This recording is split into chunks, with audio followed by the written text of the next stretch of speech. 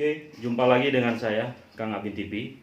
Siang ini saya berada di Sukabumi, tepatnya di daerah Ciletuh, yang hari ini viral. Viralnya bukan hanya di Pulau Jawa, Indonesia, bukan hanya Asia, tapi hampir seluruh dunia. Ditemukannya geopark. Geopark ini meliputi dari geologi ya, Bang, ya? Observasi dan wisata-wisata. Ada penggabungan tiga. Dan dinobatkan menjadi geopark internasional dan sudah resmi dari UNESCO. Nah, tentu kalian penasaran dari mana asal-muasalnya di daerah Sukabumi ini dijadikan geopark. Nah, di samping saya ini ada Kang Tis. Kang Tis ini adalah salah satu pelopor pencinta alam yang bahu-membahu menunjukkan kepada dunia bahwa Sukabumi layak untuk menjadi geopark. Oke, selamat siang, Kang Tis. Siang. Bisa cerita prolog sebentar bagaimana terbentuknya PAPSI dan geopark ini? Ya, terima kasih. Selamat datang. Insya Allah akan sedikit saya jelaskan tentang geopark Ciletuh Pelabuhan Ratu ini. Jadi awalnya 2013 kami dengan rekan-rekan membuat salah satu paguyuban yang namanya PAPSI, Paguyuban Alam Pakidulan Sukabumi. PAPSI itu Paguyuban Alam Pakidulan Sukabumi. Ya, ini dalam filosofinya ya? Ya. Okay. Mudah-mudahan ini dalam filosofinya. Dan ini sangat sangat alam sekali ya, alami sekali ini. Nah, jadi cerita kami itu tidak tahu tentang geopark sebetulnya. Jadi kami untuk melestarikan alam saja dan ingin menghidupkan. Oh, dasar awalnya karena menjaga alam ya? Iya, jadi kami cukup untuk menjaga alam saja awalnya. Dan setelah itu di tahun 2013 pertengahan itu ada Pak Haji Iskandar datang ke sini, yaitu dia seorang dirut PT Bio Farma ke kami silaturahmi dan kami banyak ngobrol tentang konservasi dengan mereka, dengan Pak Haji Iskandar itu, dan alhamdulillah dia menyentuh sekali. Dia memang orangnya senang kepada orang-orang yang konservasi. Pada saat itu dia tidak menjelaskan tentang geopark. Tapi setelah pertemuan 2 kali dengan beliau, akhirnya beliau mendatangkan beberapa ilmuwan ke sini. Yang pertama itu Bu Mega ya, sebelum jadi Prof pada saat itu dari Unpad dan juga Pak Budi Brahmantio, Pak Dr. Budi Brahmantio dari ITB, dan juga Pak Oman dari Badan Geologi, Teh Bahtiar, dan juga rekan-rekan mereka yang lainnya. Itu semua para ilmuwan datang ke kami, dan beliaulah, Bu Mega itulah yang menjelaskan bahwa ini bisa dijadikan kawasan geopark. Dan pada saat itu kami juga tercengang karena tidak tahu geopark itu seperti apa gitu kan ya. Nah, ini yang menarik pemirsa. Kang Tis ini dia tidak pernah mengenyam pendidikan S1 baik pertanian, baik geologi dan segala macam. Dia hanya lulusan SMA. Nah, karena dia cinta alam, Allah memberikan rahmat kepada dia bahwa daerah sini sangat subur. Makanya bermunculan. Tadi saya sempat berkunjung ke rumahnya, itu foto-foto di dindingnya kalah semua. Saya pun hampir jatuh di situ. Saya tidak berani mengutarakan bahwa saya ini siapa, karena memang tamu-tamunya istimewa. Nah, artinya Pak Entis di sini dengan kecintaan dia pada alam, dia menjaga alam, ternyata hari ini dia banyak yang mendukung. Mungkin awalnya dianggap orang gila ya Pak Entis ya? Betul, dan itu kenyataan. Ya. Termasuk melestarikan budaya. Jadi kami pada saat itu ya berjalan dengan dengan Pak Haji Iskandar, dengan beberapa. Ya, sebelum Pak Iskandar ini kan dia sebagai CSR kan? Iya, betul. Sebelumnya itu. Oh ya, jadi sebelumnya kami berjalan ya tentang penyelamatan alam. Jadi kami itu terinspirasi awalnya pada musim kemarau, air Ciletuh itu kecil, ini ada penyakit. Nah, itu setelah kami teliti, yaitu banyak penebangan liar di hulu, terus juga pembalakan liar di hulu, terus memang sampai ke hilir juga memang kayu-kayu besarnya itu habis ditebang oleh masyarakat gitu kan. Nah akhirnya kami berpikir wah ini berarti harus dihijaukan kembali, sehingga kami ada 2 rekan kami namanya Dedem terus juga Chef GA itu berkumpullah di rumah, terus juga kami ngobrol bagaimana caranya untuk menghijaukan kembali. Jadi akhirnya kami bertiga berupaya untuk menghijaukan kembali daerah yang ada di kawasan Geopark Ciletuh Pelabuhan Ratu, karena memang pada saat itu belum jadi geopark ya. Cuman kami berpikir Ciletuh itu bagaimana untuk diselamatkan gitu kan. Terutama saya ingat sungainya gitu Berpikir kan. karena memang nggak tahu. Ya, tidak tahu gitu kan. Nah, dan juga di Sungai Ciletuh itu ada beberapa curug yang memang sangat menarik gitu. Di antaranya Curug Awang, Curug Tengah, Curug Puncak Manik gitu kan. Itu bisa dijadikan objek. Pada saat itu saya berpikir, nah setelah ini dihijaukan, airnya banyak, dan juga mungkin curugnya bisa dimanfaatkan untuk menjadi wisata. Pada saat itu kami berpikir cuma itu aja. Akhirnya kami tetap di tahun 2013 awal, jadi kami membuat jalan setapak ke Curug Awang. Jadi yang pertama Membuka jalan, buka jalan ya. Dibuka itu Curug Awang pada saat itu. Buka Awalnya. Awal. Nah, terus kan saya pada saat itu betul tadi saya dianggap orang gila pada saat itu, karena mungkin masyarakat dengan keterbatasan cara berpikir atau tahu gimana lah Kesibukan dengan ekonomi mungkin. Nah, betul. Jadi kami membuka itu buka jalur itu di Babat, di Ciangi, sehingga masyarakat itu kok aneh katanya gitu kan.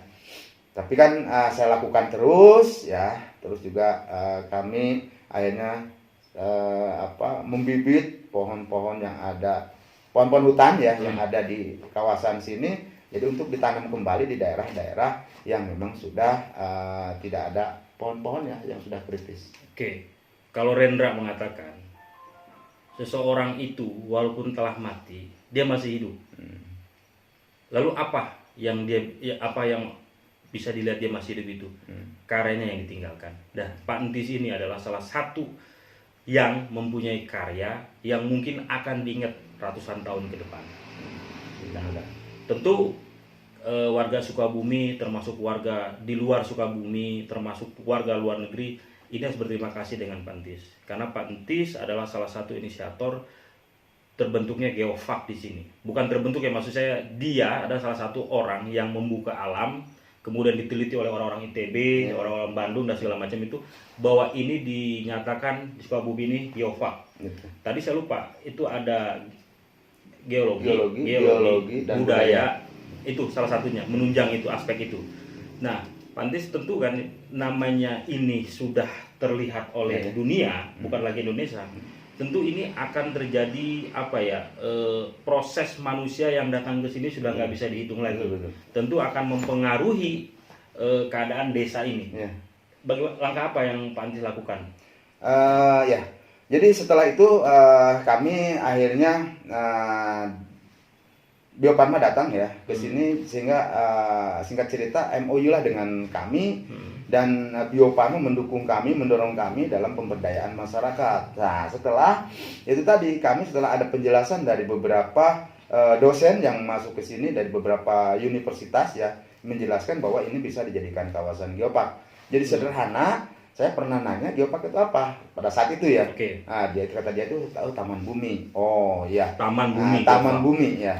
Ya ternyata di situ setelah dia jelaskan bahwa kok di sini bisa dijadikan kawasan geopark itu karena memang ada 3 unsur yang bisa dijadikan bahwa ini bisa jadi kawasan geopark. Salah satunya itu ada geologi, ada biologi, ada budaya. Nah, ternyata di sini itu lengkap. Nah, jadi tidak setiap daerah indah itu bisa dijadikan kawasan geopark tanpa ada yang 3 unsur yang tadi. Nah, itu. Jadi kebetulan di Ciletuh itu memang 3 unsur tadi itu lengkap. Itu hasil daripada penelitian beberapa mahasiswa, dan mungkin pada saat itu yang sekarang banyak sudah menjadi para dosen. Nah, itu setelah daripada penelitian. Bahkan sekarang ini udah banyak yang hasil penelitian dari Ciletuh itu gelar doktor dan beberapa profesor Luar yang biasa. sudah Lulusan. ya, Lulusan SMA didatangi oleh profesor dan doktor. Ini menjadi catatan penting bahwa berkarya itu tidak melihat pendidikan lu. Tuh. Nah, terus Pak Tis, ini kan apa ya? Tadi orang-orang luar ini kan datang nih. ya. Orang-orang pendatang baik turis lokal, turis mancanegara ini. Ini tentu ekonomi hidup. Ya, betul. Tapi dampak sosialnya adalah rusaknya tatanan peradaban dasar awal orang-orang yang Ciletuh ini. Ya, betul. Itu gimana cara mensiasatinya? Ya betul. Jadi sebenarnya kami tadi juga belum menjelaskan semua. Jadi memang kami setelah ini kami tahu bahwa ini bisa dijadikan kawasan geopark. Mungkin pada saat itu cuma orang-orang PAPSI yang tahu bahwa ini bisa dijadikan kawasan geopark. Dan kewajiban kami setelah kami tahu sebagai paguyuban yang tahu dari awal bahwa ini daerah kita itu bisa dijadikan kawasan geopark, tentunya kami berkewajiban untuk mensosialisasikan ke masyarakat bahwa di kawasan kita itu bisa dijadikan kawasan geopark dengan berbagai kriteria. Nah, ini kami lakukan. Nah, pada saat itu kami coba sosialisasi di desa ya, di Desa Taman Jaya namanya, mensosialisasikan tentang geopark. Nah, begitu berbicara tentang pemberdayaan masyarakat, nah di situ karena memang dipandu oleh PT Bio Farma pada saat itu Bio Farma sudah masuk Sebagai CSR. ya, CSR-nya. Nah, masyarakat atau tokoh di sini tidak paham. Memang sebetulnya jangankan mungkin masyarakat, pemerintah pun pada saat itu tidak paham tentang apa makna daripada geopark tersebut. Pemerintah ini bisa Pemda, bisa provinsi. Iya, betul. Nah, pada saat itu setelah selesai sosialisasi kami di situ, masyarakat menanyakan kalau pemberdayaan masyarakat itu menggarap tentang pertanian, mana katanya bantuan dan sebagainya. Oh, ini berarti kata saya ini tidak masuk kalau seperti ini. Nah, karena ini untuk merubah kegiatan-kegiatan masyarakat yang biasa masyarakat lakukan gitu kan ya. Iya. Nah, sehingga kami melakukan sosialisasi itu bukan ke tokoh masyarakat. Jadi dirubah pada saat itu kami melakukan sosialisasi itu ke sekolah-sekolah. Jadi ke anak-anak sekolah dan guru. Oke. Ya, sehingga sampai sekarang pun anggota kami di PAPSI itu 20% itu guru. Jadi untuk mempermudah mensosialisasikan tentang geopark ini. Iya. Nah, itu. Nah, sehingga alhamdulillah setelah kami masuk, jadi roadshow kami itu tanpa biaya dari pemerintah. Dari manapun. Jadi kami melakukan kegiatan atau pribadi itu, ya pribadi. Jadi kami swadaya masyarakat, swadaya PAPSI gitu ya. Nah, rekan-rekan PAPSI itu kami berkeliling. Ada juga mungkin yang masuk ke sekretariat kami yang ingin tahu tentang penjelasan geopark. Jadi kurang lebih sekarang itu terdata 200 lebih sekolah yang baik yang didatangi ataupun yang datang ke sekretariat yang bisa kami jelaskan tentang geopark tersebut. Dan alhamdulillah ya ada hasil gitu kan ya. Karena kenapa? Jadi siswa itu lebih cepat untuk menangkap dan juga guru-guru itu di sekolah guru di masyarakat itu sebagai tokoh masyarakat. Nah, itu untuk mempermudah kami untuk mensosialisasikan geopark Ciletuh ini gitu kan ya. Artinya memang Pak Tis ini sudah mempersiapkan sebab dan akibatnya. Yang tadi mungkin kenapa kepala sekolah yang dipakai, karena kepala sekolah ini sebagai guru yang mendidik muridnya. Setidaknya walaupun banyak orang-orang pendatang dari luar, warga sini tetap menutup dirinya ketika itu memang buruk. Betul. Oke. Nah, terus lanjut Pak Tis. Tentu ini kan menjadi inceran para investor nih ya. Betul. Wisata ini menjadi inceran para investor karena saya lihat tadi dalam perjalanan itu banyak sekali sesuatu yang sangat seksi, sangat eksotik. Untuk bisa dibangun villa, bisa dibangun homestay, bisa dibangun mungkin bungalow, hotel dan segala macam. Nah, ada nggak kita melihat contoh begini Pak Tis. Kalau di Bali atau di daerah-daerah lain kalau sudah ada wisata itu sudah bukan milik dia lagi. Ya, betul. Bahkan ada yang milik orang luar, ada yang dari Cina, ada yang dari Italia, ada yang dari Inggris. Nah, apakah Sukabumi akan mengikuti itu juga? Atau mungkin punya larangan, ada larangan tanda petik khusus gitu loh. Diprioritaskan siapa yang untuk menguasai dalam artian ekonomi yang ada di sini? Ya. Jadi sebetulnya gini, memang Geopark itu ada sebuah moto sebetulnya itu ya. Motonya itu memuliakan bumi, mensejahterakan masyarakat. Oke. Jadi yang harus sejahteranya itu sebetulnya masyarakat yang ada di kawasan. Oke. Jadi bukan masyarakat yang di luar kawasan yang harus sejahtera. Jadi percuma saja. Nah, kita di 2015 Geopark Ciletuh itu masuk nasional. 2018 Geopark Ciletuh Pelabuhan Ratu masuk ke UNESCO. Jadi sudah diakui Ciletuh Pelabuhan Ratu itu di dunia. Jadi percuma saja sekedar label saja. Jadi yang diharapkan oleh masyarakat itu ya itu tadi sesuai dengan moto.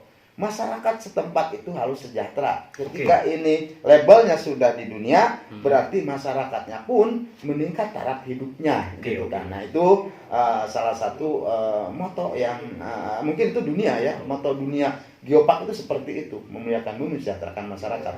Dan sedikit saya akan bahas ke belakang sedikit.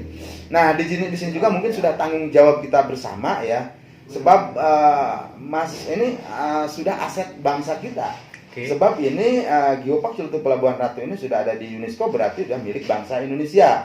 Nah, jangan lupa bahwa tanggung jawab ini tanggung jawab kita bersama. Dan di sini ada 5 faktor atau 5 unsur yang harus mendukung. Itu salah satunya mungkin kami selaku masyarakat di sini melakukan kegiatan konservasi. Jadi di sini harus adanya komunitas yang bergerak di konservasi, harus adanya pemerintah yang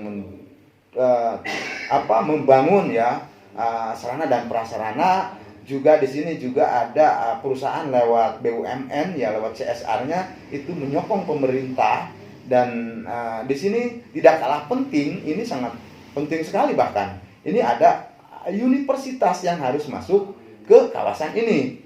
Karena di situ ada penelitian dan sebagainya, itu hasil daripada universitas-universitas ataupun ilmuwan-ilmuwan. Dan juga di sini ada yang kelima, yaitu media yang mempublikasikan. Nah, 5 unsur atau 5 faktor pendukung ini kita harus bergabung. Nah, harus sinergis. Nah, ini makanya ini mungkin harus ada kebersamaan. Nah, dan kami juga berharap untuk ke depan Geopark Ciletuh itu saya berharap tidak dikuasai oleh orang-orang luar. Karena kalau berbicara Geopark ini ada peran kuncinya itu adalah masyarakat yang ada di kawasan. Jadi masyarakat itu bukan sebagai penonton. Jadi masyarakat itu harus sebagai pemain yang ada di kawasan ini. Ada menarik bahwa memang dalam terbentuknya Geopark ini salah satunya budaya ya. Nah, ini menarik ungkapan dari Pak Entis mengatakan bahwa yang penting pertama yang dilakukan adalah bagaimana memakmurkan rakyat sekitarnya. Karena kebanyakan wisata biasanya rakyat itu hanya mengais sampah. Hanya mengais kotoran-kotoran dari para pemegang duit besar ya. Nah, Pak Entis di sini secara langsung mengatakan bahwa kalian boleh berinvestasi di sini asal masih sesama Indonesia. Di luar Indonesia bukan kita menutup diri, tapi Pak Entis lebih mementingkan orang-orang Indonesia untuk menguasai ini, terutama orang Sukabumi. Betul. Nah, ini sangat menarik sekali. Tentu ini bagi para pengusaha-pengusaha yang mau berinvestasi di sini mungkin salah satu untuk mengobati visi dari Kang Entis ini, bahwa yang paling utama adalah dalam bahasa yang sekarang dilarang nih, pribumi diprioritaskan. Oke Pak Entis, sebelum kita tutup, apa saja keindahan yang bisa dipaparkan dari Geopark Ciletuh itu? Ya, jadi di sini kebetulan ada beberapa destinasi yang mungkin bisa menjanjikan untuk para wisatawan ya. Di sini kita punya beberapa destinasi. Salah satunya mungkin ini di depan di situ itu. Yang paling the best pertama apa? Di sini ada Mega Amphitheater, di sini ada Panenjuan ya. Nah, itu mungkin destinasi pertama ya di sini. Terus juga di sini ada beberapa curug ya. Di sini itu ada Curug Awang ya.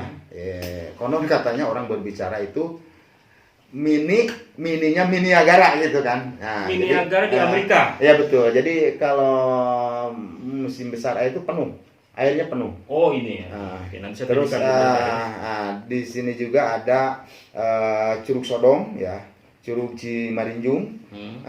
Juga ada di sini ada beberapa pulau ya, dan juga di situ ada beberapa tempat untuk penelitian ya. Di situ ada Pulau Punti, ada Batu Batik, ada beberapa destinasi yang menyangkut tentang untuk penelitian. Nah, di situ mungkin ada sampai ke Sedong Parat di sana. Jadi ini memang kalau dikunjungi ini di Geopark Ciletuh ini tidak cukup 2 hari atau 3 hari.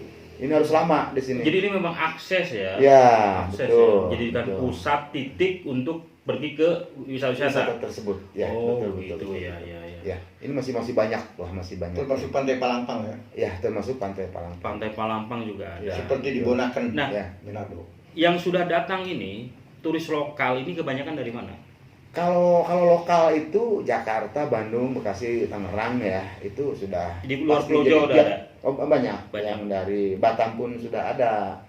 Nah, kalau mancanegaranya yaitu Cina, Jepang ya, Korea ya sudah masuk, Arab Saudi sudah masuk. Berarti apa pesan untuk investor, untuk orang-orang Indonesia?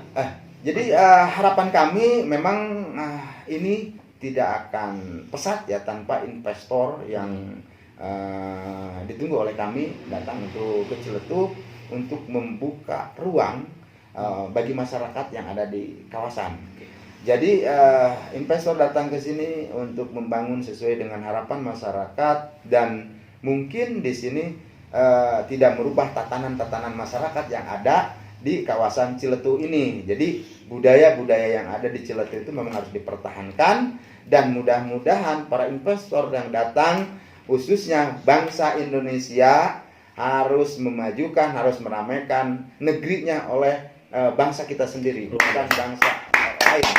Kita tegaskan. Nah, mungkin itu harapan kita, dan mungkin di sini ada pemberdayaan masyarakat yang tidak pernah kita lupakan. Amin. Oke, Harus pemirsa. bekerjasama dengan masyarakat yang ada di kawasan. Mudah-mudahan Geopark Ciletuh ini menjadi awal kebangkitan bangsa kita. Karena rata-rata wisata yang seluruh ada di Indonesia itu semuanya sudah dikuasai oleh asing. Kita sebagai warganya hanya memungut sampah dari kotoran-kotoran sisa-sisa mereka. Nah, hari ini Pak Entis yang bukan sarjana, yang bukan master, yang bukan dokter, yang bukan profesor, tapi ada pikiran yang bening, ada pikiran yang jernih, ada hati yang suci. Dia berdiri di sini bukan atas nama pribadi, tapi atas nama bangsa Indonesia. Terima kasih Pak Entis. Semoga panjang umur dan sehat selalu. Amin. Amin. Aduh, besok yang panitia mana?